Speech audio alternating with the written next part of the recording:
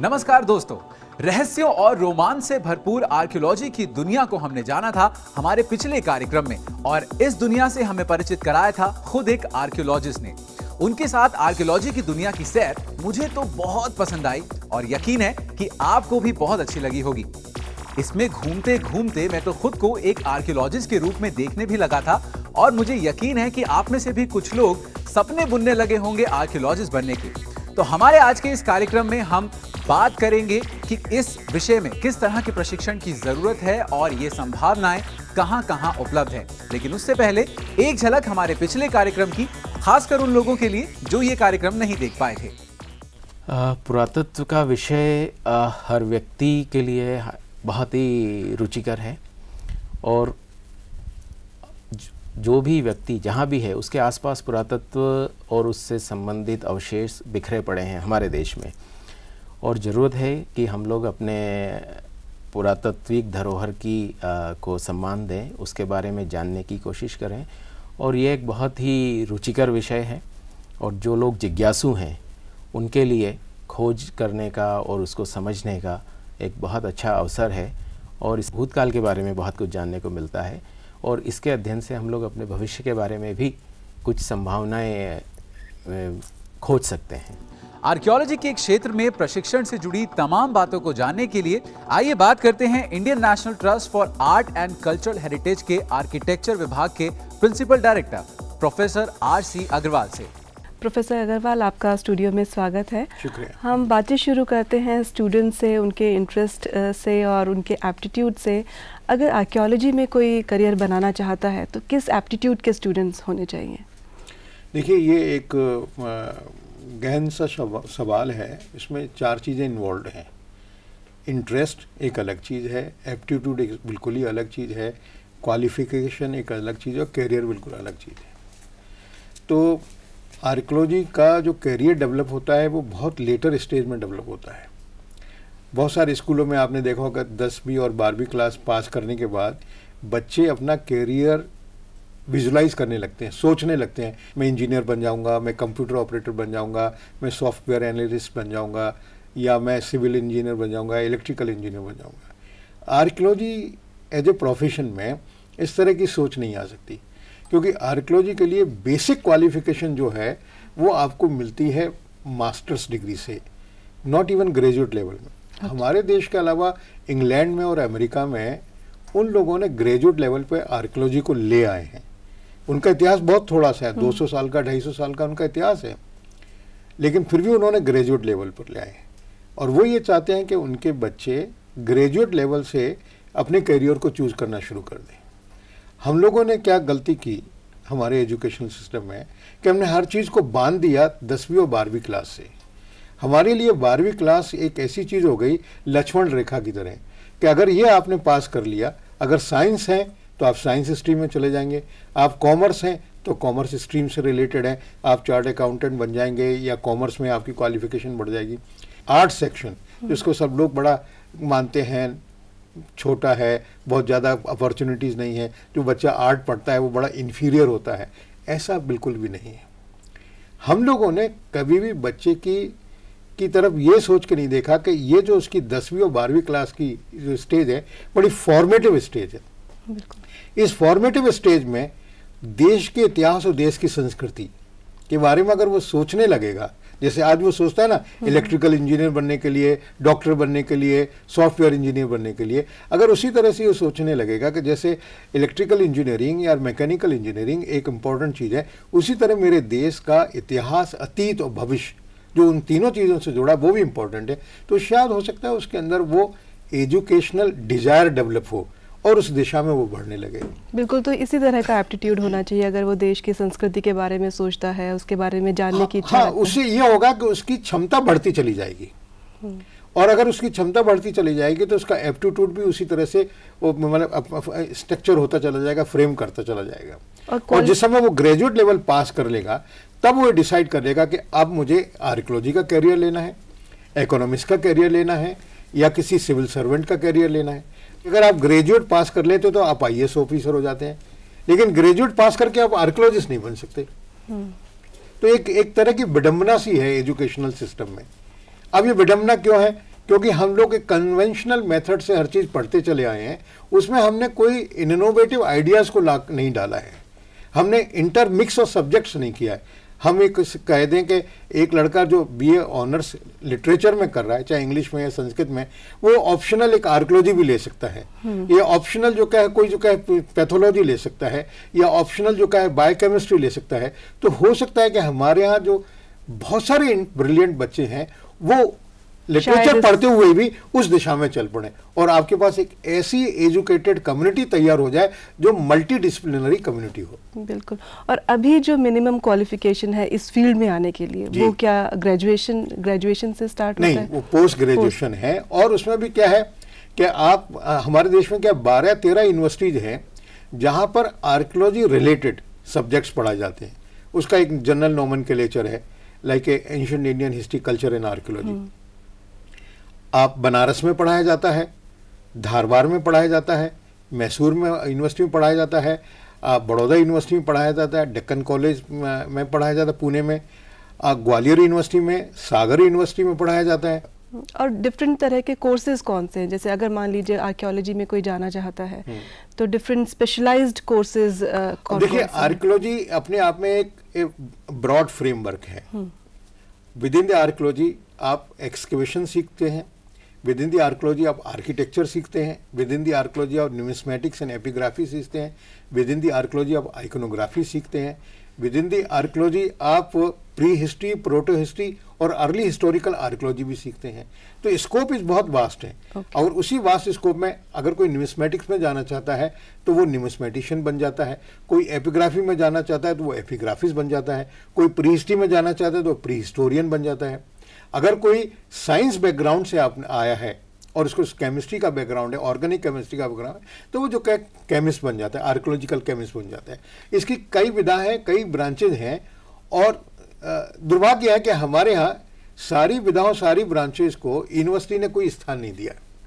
University ने क्या स्थान दिया है? MSc in chemistry, MSc in physics, MSc in biochemistry, MSc in zoology, MSc in zoology. लेकिन इंटरडिसिप्लिनरी सब्जेक्ट, एक सब्जेक्ट आर्ट का, 2 सब्जेक्ट साइंस के मिला के पढ़ाने का रिवाज जब तक हम नहीं डालेंगे, हमारे देश में मल्टी डिसिप्लिनरी अप्रोच के बच्चे मिलेंगे नहीं। आज स्पेशलाइज बच्चे हैं आपके पास, बेस्ट कार्डियोलॉजिस्ट हैं आपकी कंट्री में, बेस्ट इंजीनियर्स हैं, बेस्ट सॉफ्टवेयर इंजीनियर्स हैं। लेकिन अगर हम ये कहें सॉफ्टवेयर इंजीनियर को कि भाई आप मुझे टेनिसन की पोएम भी अगर आप जानते हैं, तो वो बेचारा नहीं जानता है। लेकिन इसी चीज़ को यूरोप के बहुत सारी कंट्रीज ने रियलाइज़ किया कि नहीं, अगर हमारे देश में अगर एक साइंटिस्ट है, he should also know the history. अगर हमारे देश में एक इंजीनियर है, he should also know the literature. बिल्कुल। और जो कोर्सेज पढ़ाए जाते हैं, जैसे आपने तो बताया कि स्पेशलाइज्ड भी होते हैं, तो जैसे वो यूनिवर्सिटी लेवल में जाते हैं तो उनका कोर्स स्ट्रक्चर क्या होता है कि उनकी पढ़ाई शुरू कैसे होती है आर्कियोलॉजी, और फिर वो जाते हैं स्पेशलाइज्ड कोर्सेज में? मास्टर्स लेवल में उनको पढ़ाया जाता है, एंशिएंट हिस्ट्री पढ़ाई जाती है। एंशिएंट हिस्ट्री का मतलब ये है कि जब से मौर्य काल से लेकर और 12वीं शताब्दी तक पढ़ाई जाती है। इसके साथ साथ में प्री हिस्ट्री भी पढ़ाते हैं, थोड़ा बहुत, थोड़ी प्रोटो हिस्ट्री भी पढ़ाते हैं। फिर इंडियन कल्चर क्या है? इंडियन कल्चर में 3 एस्पेक्ट्स हैं। एक तो मटेरियल कल्चर है पूरा का पूरा वो, और एक नॉन मटेरियल जिसमें हमारे वेद हैं, हमारे एपिक लिटरेचर हैं, हमारे उपनिषद हैं, या ब्रह्म सूत्राज हैं, या धर्म ग्रंथ हैं, वो लिटरेचर पढ़ाया जाता है। दूसरी चीज़ ये उनके साथ में पढ़ाई जाती है कि उनको फील्ड में ले जाके एक्सकवेशन कराया जाता है कि एक्सकवेशन कैसे करना चाहिए, साइट्स को कैसे स्टडी करना चाहिए, साइट का एनालिसिस कैसे करना चाहिए, एक्सकवेशन के क्या क्या तरीके हैं, उसको रिकॉर्ड कैसे करना चाहिए, और रिकॉर्ड करने के बाद हर एक ऑब्जेक्ट का एनालिसिस कैसे किया जाना चाहिए। अच्छा, आपने बहुत समय तक ये सब्जेक्ट पढ़ाया भी है और आप एक बहुत ही प्रीमियर इंस्टीट्यूट के डायरेक्टर भी रहे हैं। तो हमारे जो स्टूडेंट्स हैं, हमारे जो ये दर्शक हैं, वो 9वीं 10वीं 11वीं 12वीं के स्टूडेंट्स हैं, तो उनको अगर कोई आप मैसेज देना चाहें, अगर वो इस फील्ड में आना चाहते हैं, क्योंकि ये सब्जेक्ट तो अगर पोस्ट ग्रेजुएशन लेवल पे जाकर स्टार्ट होगा, पर शायद वो उसकी तैयारी पहले से करके रख सकते हैं, तो अगर उनको आप कोई मैसेज देना चाहें? ऐसा है, कोई भी बच्चा जिसने ग्रेजुएशन किया है किसी भी सब्जेक्ट में, बहुत सारी यूनिवर्सिटीज़ में ये फ्लेक्सिबिलिटी आ गई है कि अगर आपने बीएससी किया है, बीएससी ऑनर भी अगर आपने किया है, या आपने सोशल साइंसेज में बीए किया है, या बीकॉम अगर आपने किया है, तो आप एमए में जाके ancient Indian history, culture and archaeology में आप एडमिशन ले सकते हैं। ये उन्होंने फ्लेक्सिबिलिटी दी। उन्होंने फ्लेक्सिबिलिटी इसलिए दी है कि एमए लेवल पे वो सारी चीज़ें कल्चर से रिलेटेड, एंशिएंट हिस्ट्री से रिलेटेड वो सब पढ़ाते हैं, साथ में फील्ड वर्क भी कराते हैं। अगर आप ये देखेंगे 10वीं और 11वीं क्लास में जो लोग सोशल साइंसेज लेते हैं वो हिस्ट्री पढ़ते हैं, हड़प्पा मोहनजोदाड़ो भी पढ़ते हैं, मौर्यकाल भी पढ़ते हैं, कौटिल्य के बारे में पढ़ते हैं, पातंजलि के बारे में भी पढ़ते हैं, कालिदास के बारे में भी पढ़ते हैं, गुप्त काल भी पढ़ते हैं, कुषाण काल भी पढ़ते हैं, सातवाहन इतिहास भी पढ़ते हैं, पल्लवों का इतिहास भी पढ़ते हैं, चोलों का भी इतिहास पढ़ते हैं। बट अगर उनके अंदर थोड़ा सा भी अगर कोई जिज्ञासा अगर जाग जाती है इस 10वीं और 11वीं क्लास में पढ़ने में, तो संभवतः है कि अगर वो ग्रेजुएट लेवल पर जाएंगे या पोस्ट ग्रेजुएट लेवल पर जाएंगे तो वो लोग बहुत अच्छे आर्कियोलॉजिस्ट तैयार हो सकते हैं, बन सकते हैं अपने जीवन में। क्योंकि आर्कियोलॉजी के लिए बहुत ज़्यादा ज़रूरी ये है, you must know your ancient history. अगर आप अपना इतिहास नहीं जानते हैं, आफ्टर ऑल आर्कियोलॉजी में क्या है, सारा मटीरियल कल्चर है, और मटीरियल कल्चर बाकी चीज़ों से जुड़ा हुआ है। आज हम जो कपड़े पहने हैं, जो जेवरात पहने हुए हैं, आपने जो बालियाँ पहनी है, ये सब मटीरियल कल्चर है। और यही सब चीज़ें एक्सकवेशन में मिलती हैं। हम एक खुदाई करते हैं तो स्केलेटन मिल जाते हैं, तो उस स्केलेटन को देखकर हम अंदाज़ा लगा लेते हैं कि भाई इस आदमी की उम्र क्या रही होगी, इसके दांत कैसे हैं, इसका स्कल कैसी है, इसके शोल्डर कैसे हैं, इसका पेल्विस पोर्शन कैसा है, उससे हम सेक्स डिटर्मिनेशन भी कर लेते हैं। तो एक जिज्ञासा सी बनती चली जाती है। और वो जिज्ञासा क्या है कि अगर उसकी फाउंडेशन 10वीं या 11वीं या 12वीं क्लास में अगर पढ़ जाए तो हो सकता है कि वो आगे जाके बहुत अच्छा एक आर्कियोलॉजिस्ट और बन जाए और अपने देश की विरासत की देखभाल कर सके। और दूसरा एक और इंटरेस्टिंग चीज़ जो आर्कियोलॉजी के बारे में हमने जो भी अभी तक सुना है उसमें आई है, वो ये है कि एक ये मल्टी डिसिप्लिनरी सब्जेक्ट है जिसमें हर सब्जेक्ट की ज़रूरत है। आप बायोलॉजिस्ट भी इसमें चाहिए, आपको बॉटनिस्ट भी इसमें आपको चाहिए, इंजीनियरिंग बैकग्राउंड के लोग भी इसमें आपको चाहिए। तो अगर आपने कोई भी फील्ड चूज़ किया है या आपने कुछ भी पढ़ा है, उसको आप यूज़ कर सकते हैं इस पर्टिकुलर फील्ड में। इसका एक और एडवांटेज है कि जब आप जैसे आपने मास्टर्स कोर्स कर लिया तो भारत सरकार का आर्कियोलॉजिकल सर्वे ऑफ इंडिया, भारतीय पुरातत्व सर्वेक्षण का इंस्टीट्यूट ऑफ आर्कियोलॉजी है, उस इंस्टीट्यूट ऑफ आर्कियोलॉजी में बड़ी एक्सटेंसिव ट्रेनिंग दी जाती है। और वो एक्सटेंसिव ट्रेनिंग है कि हर सब्जेक्ट के बारे में आपको एक्सपोजर दिया जाता है, आपको एक्सकवेशन में ले जाया जाता है, आपको एक्सप्लोरेशन आपसे कराया जाता है, आपको मॉन्यूमेंट्स पे ले जाया जाता है, उसको एक्सप्लेन किया जाता है, फिर आपसे कहा जाता है कि आप इसको एनालाइज करिए, इसकी प्रॉब्लम्स को एनालाइज कीजिए, इसके आर्किटेक्चर को एनालाइज कीजिए। उसी तरह से आपसे ये भी कहा जाता है कि अगर खुदाई में जो चीज़ें मिली हैं, अब कॉपर की चीज़ मिली तो उस पर कॉपर ऑक्साइड होगा, आयरन की चीज़ मिली तो उस पर आयरन ऑक्साइड होगा। तो आप इसको, ये नहीं है कि उसको चीज़ को ली और ज़मीन पर आपने घिस दिया, उसको क्यूरियोसिटी आपके कि देखें ये क्या है, नहीं, उस पर जो लगा हुआ है, उस पर जो क्या पेनिटेशन है, जिस तरह का इंक्रस्टेशन है, आप उसको रखें, उसको बड़ा साइंटिफिकली उसकी स्टडी करें और ये कोशिश करें कि आपका जो ऑब्जेक्ट मिला है वो किसी तरह से डैमेज ना हो।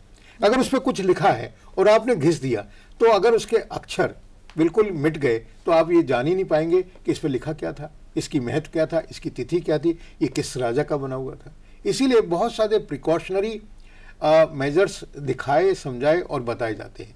और इसीलिए इंस्टीट्यूट ऑफ आर्कियोलॉजी का जो मास्टर्स के पोस्ट मास्टर्स के बाद पोस्ट ग्रेजुएट डिप्लोमा जो है, इट्स क्वाइट पॉपुलर।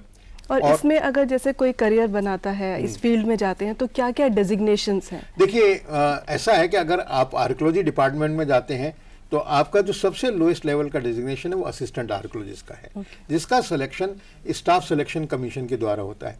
लेकिन आपको ये भी अपॉर्चुनिटी है कि आप डायरेक्ट ऑफिसर बनकर भी आ सकते हैं। वो बनते हैं deputy superintending archaeology, class 1 officer हैं, जिनका सिलेक्शन थ्रू यूपीएससी होता है।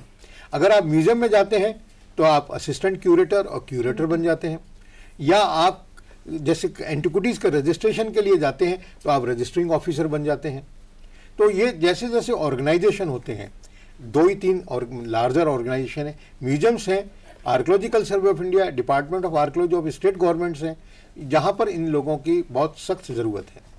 और आज मैं ये जानता हूँ कि मेरा ख्याल ये है 30% स्टाफ आज ASI के पास है जो कि प्योरली टेक्निकल है, 70% स्टाफ की उसको आज भी ज़रूरत है। एपिग्राफी में ज़रूरत है, न्यूमिस्मेटिक्स में ज़रूरत है, प्री हिस्ट्री में उसको ज़रूरत है, आर्कियोलॉजी में उसको ज़रूरत है।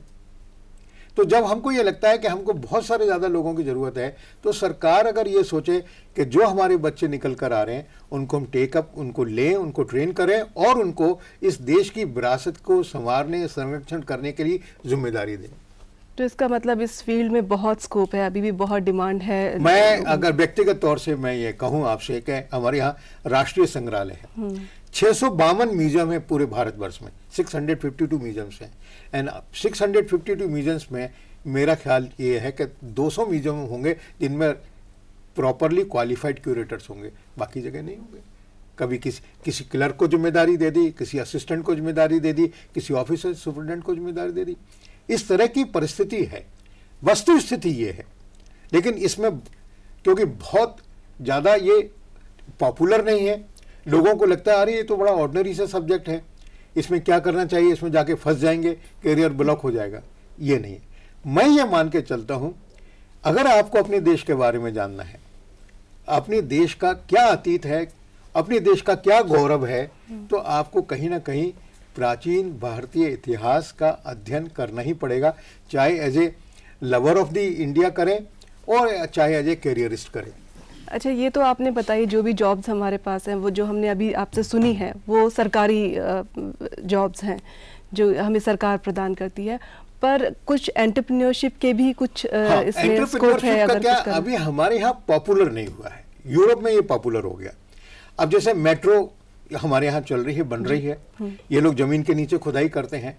शुरू में इन लोगों ने इस तरफ कोई ध्यान नहीं दिया, खोदते गए, खोद कर फेंकते गए। हो सकता है कि हजारों चीजें उन्होंने खोद कर फेंक दी हो, बाद में उन्होंने रियलाइज किया कि हम जमीन के नीचे खोद रहे हैं, कहीं ऐसा तो नहीं कि कुछ पुराना अतीत चला गया। अब जाके जो सोचा है कि जो कुछ चीजें खुदाई में मिली हैं खोदते दौरान, उनको हम डिस्प्ले करेंगे एज ए म्यूजियम। यूरोप में, खासतौर से ग्रीस में, मेट्रो स्टेशन के साथ ही म्यूजियम्स बने हुए, जहां उन्होंने स्टेशन को खोदने के लिए जमीन खोदी, फाउंडेशन डाली, वहां उनको जो चीजें मिली उनको वहीं सजा के उन्होंने रख दिया है, और उसमें पूरा इतिहास उसका लिखा हुआ है कि कैसे खुदाई की गई, कहां से क्या क्या चीज मिला, कितनी पुरानी है। इसका एक बड़ा भारी है, एक इसको मैं कहता हूँ मूविंग एजुकेशन। आप ट्रेन में सफर कर रहे हैं, साथ साथ एजुकेशन भी आपकी होती जा रही है, आपको अपने देश के बारे में भी पता चल रहा है, अपने एरिया के बारे में पता चल रहा है। प्रोफेसर अग्रवाल, आपने इतनी सब जानकारी दी हमें आर्कियोलॉजी के बारे में और क्या करियर इस फील्ड में है स्टूडेंट्स के लिए, उसके लिए आपका बहुत बहुत धन्यवाद। जैसा कि डॉक्टर अग्रवाल ने बताया कि आर्कियोलॉजी यानी पुरातत्व विज्ञान के क्षेत्र में प्रशिक्षण ग्रेजुएशन के बाद ही संभव है, लेकिन इसकी तैयारी आप अभी से कर सकते हैं। बस अपने देश के गौरवशाली अतीत और प्राचीन संस्कृति के रहस्यों को जानने और समझने की आतुरता और उत्सुकता को बनाए रखें। ये एक मल्टी डिसिप्लिनरी सब्जेक्ट है, आप चाहे आर्ट्स चुनें या फिर साइंस, इस क्षेत्र में अपना करियर बना सकते हैं। जरूरत है इस दिशा में कुछ बनने के लिए आपके उचित निर्णय और सक्रिय भागीदारी की। आपको हमारा ये कार्यक्रम कैसा लगा हमें जरूर लिख भेजें। हमारा पता है तरंग, पोस्ट बैग नंबर 40, हौस खास, नई दिल्ली 110016।